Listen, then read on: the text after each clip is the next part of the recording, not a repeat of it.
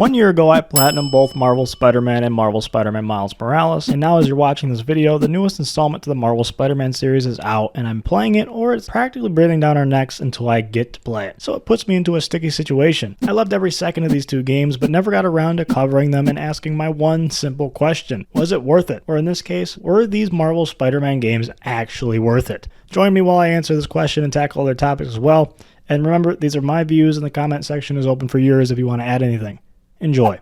For starters, these games are the most welcoming pieces of art on the market today. From playing through and learning the game's hardest difficulties for the veterans of the combo-based combat, to the in-depth story that these games tell for the easy/casual mode goers, they have it all. Even for the platinum/trophy hunters like myself, the platinums fulfill the most of these two games. The trophies covering everything from the combat and challenges, mastering your combos, movement, and stealth skills, to the collectibles, which actually both add to the story as well as being able to further upgrade whichever Spider-Man you're playing as, which is dope as hell, to then getting all the side missions and tasks done, which tags right along with playing through and beating the game, to then finally when 100%ing the districts, which basically is just one step before completing everything the base game has to offer. Then the final step, unlock every skill. Boom, we've got a platinum. Of course, there's some miscellaneous trophies along the way there, but for both of these games, there's a winning formula here. I'm going to hand over a platinum rating for these two games right away, a Shiner Up rating, aka a must-have platinum even for the non-trophy hunters, or in this case, it's just a must-have overall. Following up with these games having appearances on the PS Plus Extra/Premium sections to play for free, it's a must-have grab. If they find a way off these catalogs, I'd still recommend picking these titles up at full price, and especially if they're on sale. I give both of them an empty your wallet rating. It's worth the money. Seeing that to this day, as of recording this, you can grab yourself Marvel Spider-Man Miles Morales for free with PlayStation Plus Premium, and Marvel Spider-Man for $50 or a $10 upgrade if you already have the PS4 version and wanted to play the PS5 version. That part still rubs me the wrong way. I have other games that can be upgraded for free, so shame on that little cash grab poll. I see you. I see that cash grab. But other than that, the base game for PS5 is worth the price. The initial release dates for these two games fall on September 7, 2018 for Marvel Spider-Man and November 12, 2020 for Marvel Spider-Man Miles Morales as a launch title for the PS5, but also was released on PS4 that same day, unlike its counterpart which ended up getting remastered for the PS5 later on. Both developed by Insomniac Games and published by Sony Interactive Entertainment. If you ever watched or read anything Spider-Man related before these games, by the way, I haven't unless you count the Avengers movies, so don't come at me for not knowing my Spider-Man lore before I break this down. Then you know what follows Spider-Man in every scenario is extreme loss, a beatdown, and a coming-of-age story. So it was safe to assume that during my playthroughs, your boy might tear up a bit, which I definitely did later on. As for the beatdown, well hot damn, our Spider-Man and these are really just Spider-Boys. Even though Peter is older than Miles, they're both put up against punishing villains at a young age. If it was just one different villain a game, I'd say otherwise, but in these, I'm referring to Peter here, our heroes get smashed by all of them at once. It goes from innocent Spider-Boys, though, to Spider-Men as the story progresses, as they both understand the responsibility they come upon, how to overcome the challenges at hand, and reeling in their powers, skills, and technology. Peter's story follows the events of arresting Wilson Fisk, and the power vacuum that ensues afterwards. He basically gets caught in between a huge revenge story by way of Martin Lee, aka Mr. Negative, and everyone in the game that hate, and I mean hate, Norman Osborn. But Norman experimented on Martin, which caused him to kill his own parents by way of explosion, so when he absorbed those powers we see him with today, I think he might be put right on top of that list of hate for Norman Osborn. Using the once Fisk-controlled territories as a place to build up his criminal empire, and the gang he controls known as the Demons, Martin Lee takes aim at a poison known as Devil's Breath. This path takes him down a road of destruction as he attacks a re-election ceremony, where Officer Jefferson Davis is being honored after fending off a previous demon attack with Spider-Man. Unfortunately, this event was deadly for Davis and multiple other attendees, as Lee shows his true form to Spider-Man. This is where we're introduced to Miles Morales big time, as this sets up his Spider-Man arc, seeing that Officer Davis was Miles' father. Following events also dictate the other villain's path as well, as Lee eventually gets put into prison with the Devil's Breath secured, and Peter's friend and mentor Dr. Octavius begins going forth alone into his neural interface design, where he can operate his body long after his disease goes into full effect. This, however, is a flawed and rushed layout, as Peter explains it can mess with his head, which is exactly what happens because Octavius is also furious with Osborn because of his past, also with the withdrawal from his researches in hopes of pushing Octavius to work for him. Then, bada boom, bada bing,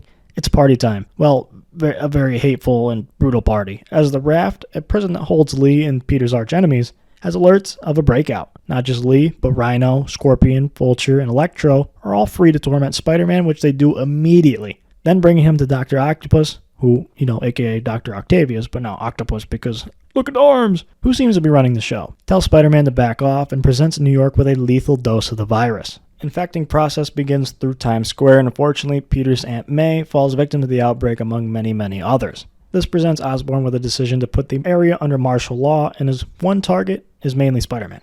Yeah, fucked up, I know, he had nothing to do with it, but whatever. Silver Sable, who was introduced a little earlier, is now in full effect with a private military police force. So now not only do you have to worry about all the escapees, the arch-villains, we have Sable's troops to look out for who have begun setting up snipers, rockets, and outposts across the city. Through teamwork, though, Spider-Man, Miles Morales, and MJ take down his biggest baddies one by one as Mary Jane also rummages through Osborn's big fancy penthouse to learn the purpose of Devil's Breath. It was supposed to be a cure for his son, which means there's an antidote. That means Martin Lee ran off with it, because he's off doing whatever the fuck he's doing. We beat his ass up, and then we get our ass beat, lose badly, and Doc runs off with the only antidote. The final battle between Spider-Man and Doc Ock ensues with only one walking out not arrested, and obviously, behind bars you go, former mentor. And off we go to cry, because, well, I don't even have to say it. Well, before Peter saved New York, our good pal Miles was bitten by an Oscorp spider that, MJ released from the laboratory after she started breaking shit. And now he's been running as the second Spider-Man until the time comes where he's running solo, because Pete wants some vacation time. Not really. Fast forward to present day. We convoy and imprison Rhino, who eventually breaks free, doing everything in our power to stop him. We get our ass whooped. Again. Before Miles gains the old Venom powers, and then we rock his shit. Then Pete goes with MJ for vacation. Well, a working vacation. But he leaves us in charge of New York, so it's all up to us now. Also, what the hell did they do to Pete's face? We'll talk about that later. Bada boom, bada bing, it's frickin' Christmas, and Miles is joined by his pal Genki, and later his partner in crime, Krim, and later his longtime partner in crime, Finn, who not knowingly to him is a criminal underground gang leader for the Underground, who previously tried to steal Nuform, but Miles stopped it. Between the Underground, Rhino, and the Roxanne Corporation, this guy over here, Simon Krieger, this game definitely lacks the abundance of villain faces, but we'll talk about that later.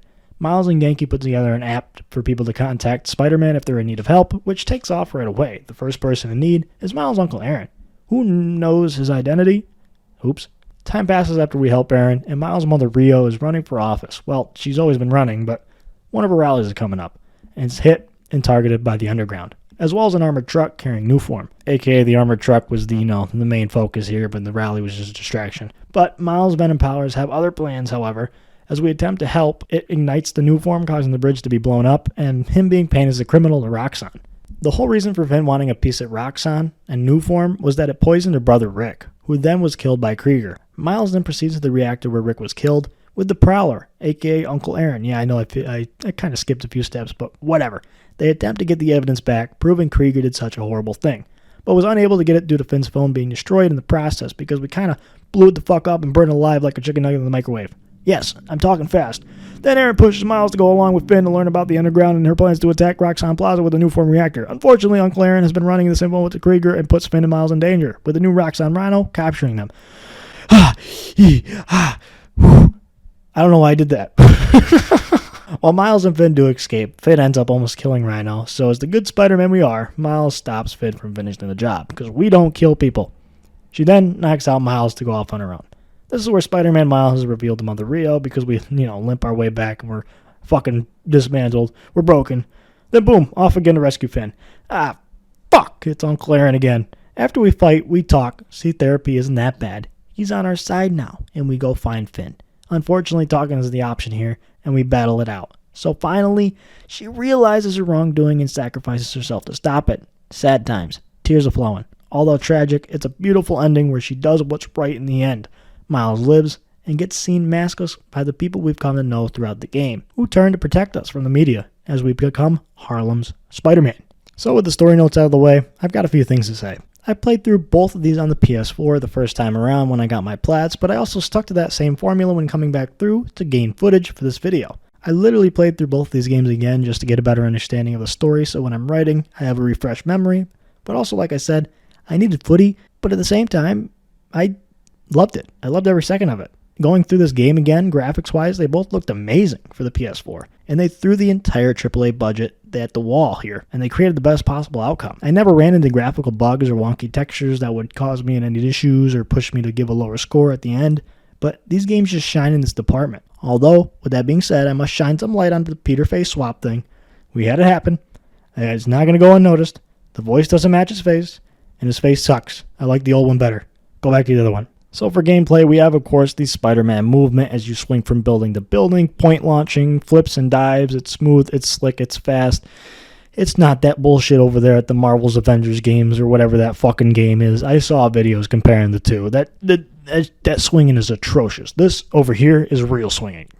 This is just overall fantastic movement. But a handful of times, it can be frustrating when trying to go quickly to beat a time portioned, and your Spider-Man just doesn't respond to a swing, or you don't get high enough in a swing, and you move across and just die. Now, I usually have this problem in most games where movement is more complex, like an Assassin's Creed type movement, where you might get stuck and end up dead, because your guy wouldn't do the same fucking move that you just did seconds ago, but you're a pixel off with this time, and you just can't fucking climb. And you can see I'm fucking frustrated. I had it happen once. I was swinging over the fucking the scorpion level, and I just fucking fell right in. And I started I was gonna break something. As for the combat, I've never been one who does the hardest when it comes to the combo-based counter-attack, string buttons together type combat. I'm just not very good at it, but it was still satisfying to play and put the moves together. From stringing someone up in the air and kicking their shit in, to grabbing a rocket out of the air and returning it to sender, on the medium/middle difficulties, it's a great time for a bit of a challenge without getting wrecked like I would have if I played on the hardest difficulties. The gadgets our guys have on top of the Miles Venom powers add so much to the punchy kicky timing, so you're never really getting bored of encountering enemies. Boss fights are rather simple but never draw themselves out to make them a tedious chore. The use of counters and web slinging will be opening up opportunities to strike, lowering health as you go until finally they don't get up, or you go right into a cutscene. With the first Marvel Spider-Man, though, the villains are usually taken down in pairs, so where the combat may be very straightforward and simple, you'll have to focus on two baddies at once, each with their own specialties, as well as ways to weaken them, yada yada yada. As for Miles, he's only up against the Roxxon Rhino, who is weak to the bioelectricity after knocking off his armor, the Tinkerer, aka Finn, who is more complex, faster-paced baddie, where you must play her moves until she's available to be struck, lots of dodging and moving. Then we have Uncle Aaron, aka the Prowler, who's a straightforward matchup. He presents cloning and cloaking technology, so it's a lot of waiting till he pops and hit him hard. I'll give Miles a pass for not having as many baddies, because it is a shorter experience, but overall, the original just jam-packs the villain goodness and smacks the hell out of you, and I'm all about the enemy variety, man. All about it. I love it. The only issues I have with stories like these will be the need to always have something happening.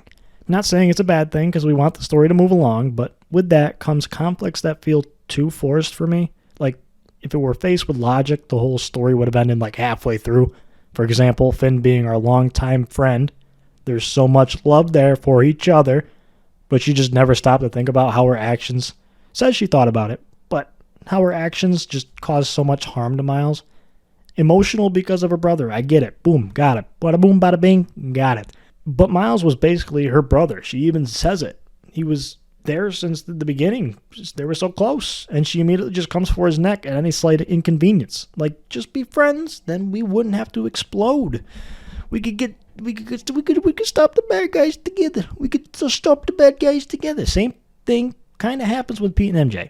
This is where, my past relationship trauma comes into play here. But obviously, we can't play through the relationship before they broke up. And the breakup during. But we did play afterward, which would make actions more impactful if we played them beforehand. But you come on here, we got Spider-Man. He's always trying to save the day. Don't get mad at him he's just trying to help. He's seen a lot of shit. He's gotten his shit rocked, and he just wants you safe. And then she goes off and does stupid shit. She's like, why do you always have to save me? Why do you have to save me? Because I'm fucking Spider-Man. Overall, the stories are full of emotions. Well put together cinematics. That transition into gameplay so beautifully. Like, goddamn, you just watched a movie and then, boom, we're swinging back in to kick some ass. The story's fantastic. I have a couple little issues that I just mentioned, but they're minor issues. They're me nitpicking the story because it's just too damn good. Too damn good. All in all, saying that perfect 10s don't exist, but great scores still do, I'm going to combine both games here for the final score and give them a 9-2. I usually just start all my games I play at a 9.5, then work down. So I dropped 0.3 because of the Pete swap. I really don't like his face compared to the previous Peter. Go back to the other one, please. I know it's not going to happen, but fuck me. The very few times I'd miss a frame when swinging also pissed me the fuck off, but that I get pissed off like that in other games too. Dying Light, fucking Assassin's Creed, where that parkour is kind of like the main fucking focus. The movement is complex, and you just miss a frame, and all of a sudden you're fucking dead. It's, yeah, my own pet peeves here are ruining it. But, like I said, the story logic, if it came through, the game would have ended halfway through. So we obviously need the added conflict and the added fucking issues here and there, yada, yada, yada. I get it.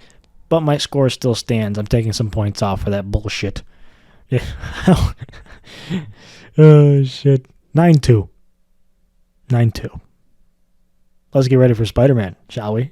The new one? You ready for it? I am. I'm not going to have a life. I'm going to play it. I'm going to play it. Goodbye, everybody. Thank you for watching. This one a little bit more riffing. I kind of just started shooting out of my dick here. My shot out of my asshole. And I started just fucking talking. This is what you get if I don't have a script. This ending, if you made it to this ending, this is what you get if I don't have a script. If I don't write out everything and make sure everything is detailed oriented and I know where I'm going with it, you get this. You get this ending. Do you want this ending? If you want this ending, I'll just say fuck it to the scripts. But if you want an actual organized video, then I'm going to need a script and time to write. So, obviously, with that being said, Marvel Spider-Man 2 is coming out. I will be doing it. I will be covering it. I will be playing it. Everything under the sun. It will be coming out. Maybe it might come out like maybe a couple weeks after the actual game comes out. So, but yeah, this is me riffing. I keep going. I don't ever stop. Just another fucking 7 minutes of me just talking to you guys and just not knowing what the fuck to say because there's no fucking details in front of me. Goodbye.